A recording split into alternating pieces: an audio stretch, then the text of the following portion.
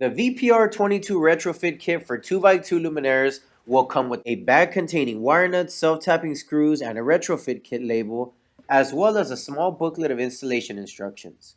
Lastly, the kit will come with 2 end mounting brackets as well as 2 side mounting brackets.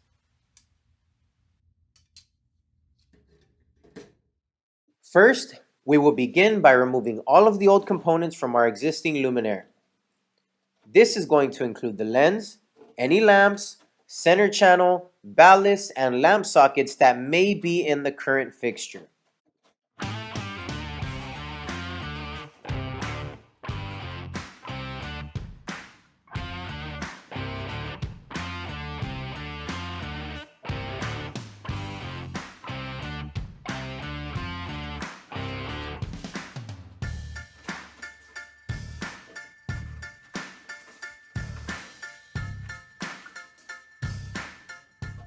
Next, we're going to start the installation process of our retrofit kit by installing the end brackets.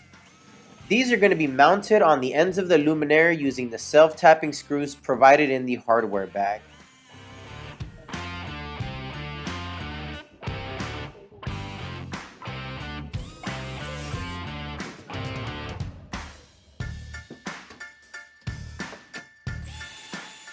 Once those end brackets are installed, the side mounting brackets can be installed by clipping the side tabs into the end bracket slots.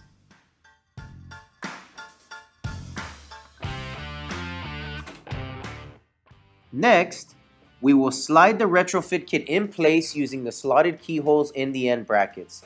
The slotted keyholes are actually located on either side of the end bracket, which allows the retrofit kit to be placed in whichever orientation is needed.